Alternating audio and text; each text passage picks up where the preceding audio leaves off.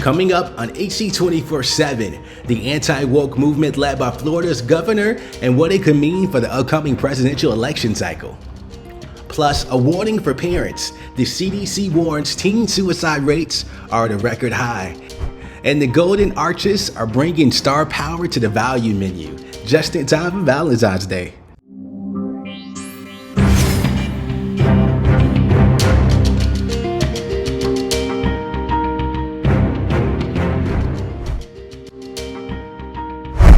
Hey there, welcome to AC 24/7. I'm your host, Lamar Baldwin.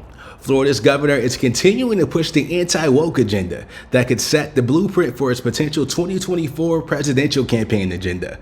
The Advocate Channel's Jeff Zellini reports. Florida is where woke goes to die. And for Governor Ron Desantis, Florida is where presidential aspirations come alive. So help me God. 6 weeks after starting his second term, he's putting the finishing touches on the Desantis playbook. Freedom lives here in our great sunshine state of Florida. Taking his record from Florida's capital to the national stage as one of the country's youngest governors with one of the loudest voices on conservative policies.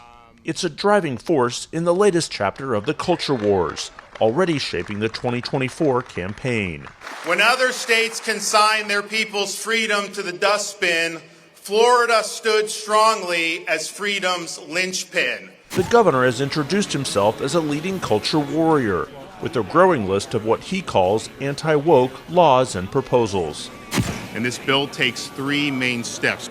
Like the Parental Rights in Education Act, which critics have dubbed the Don't Say Gay bill, that bans instruction of sexual orientation and gender identity from kindergarten through third grade. Under his watch, transgendered children in Florida can no longer access certain treatments, and he eliminated state funding for LGBTQ mental health programs. He's also called for bans on mandates for COVID-19 vaccines and masks, used state funds to expand a controversial migrant relocation program, and is locked in a battle over an advanced African American studies course that he says goes against state law for how race can be taught in Florida classrooms.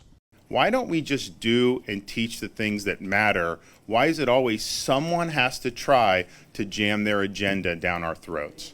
He spends his time signing laws passed by the GOP-controlled Florida legislature, rather than sounding off on social media, like his one-time supporter and now rival, former President Donald Trump, who now mocks DeSantis with the nickname Ron DeSanctimonious. The governor is releasing a new book, The Courage to Be Free, at the end of February, and setting out on tour, with stops in Texas, California, Alabama, and beyond.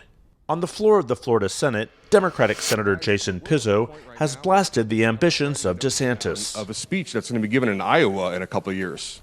And told us today the governor has cast his entire agenda as the backbone of a presidential bid. It's a playbook that I think is squarely set towards a national audience because it's certainly not remedying or curing any problems here.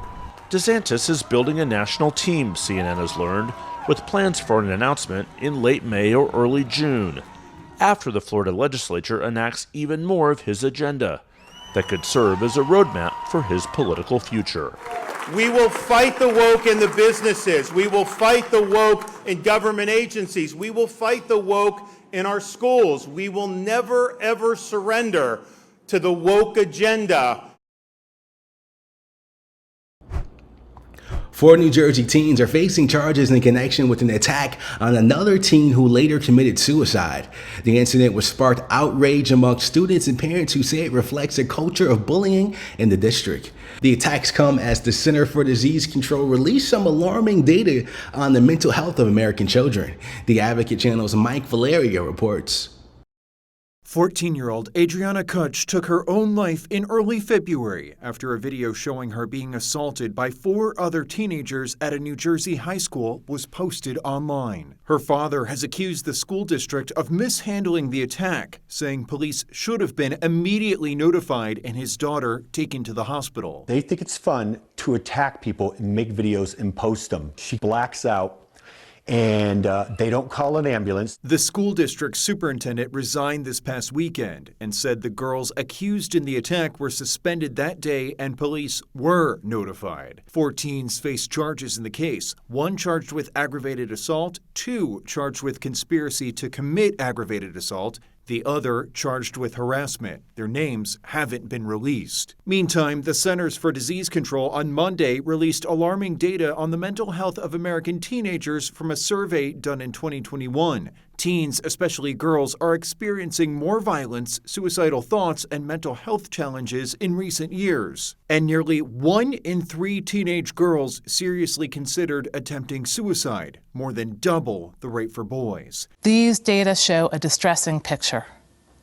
America's teen girls are engulfed in a growing wave of sadness, violence, and trauma. The family of Adriana says they want to remember her as a fun-loving little girl. Adriana was the most happy, beautiful young lady in the world. I'm Mike Valerio reporting.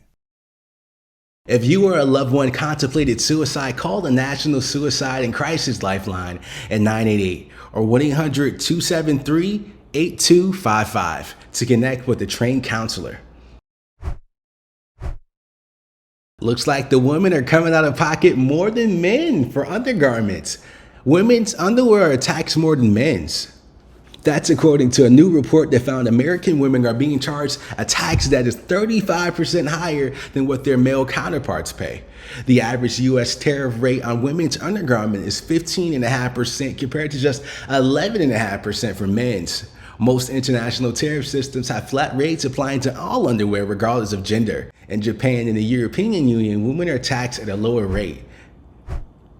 Cardi B and Offset may be worth millions of dollars, but they want you to know it's okay to take your sweetie to McDonald's for Valentine's Day. The fast food chain is launching its first ever celebrity duo meal. In it, you'll get from Cardi B a cheeseburger with barbecue sauce and a large Coke. From Offset, you'll get a quarter pounder with cheese and a large high-C orange lava burst. And then to share a large order of fries and an apple pie.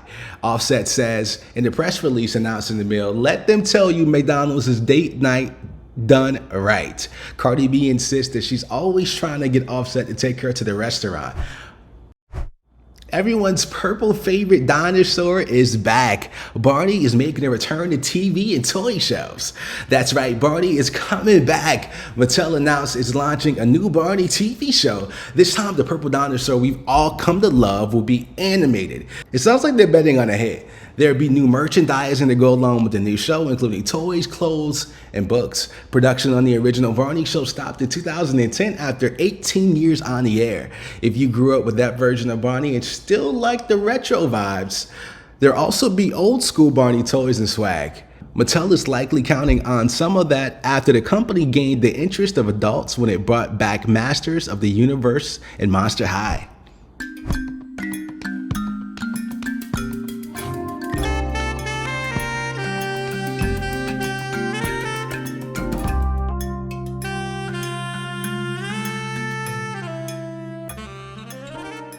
We are celebrating Black History Month, and today we want to spotlight dancer, singer, actress Josephine Baker. Josephine Baker is the first Black superstar. Baker's career mostly centered in Europe, and she was the first Black woman to star in a major motion picture. Baker was also a World War II spy. Baker was recognized by the NAACP as an activist and was one of the few women to speak at the March on Washington. She was also a cultural icon, known for her stark resemblance to Betty Boop, the animated cartoon.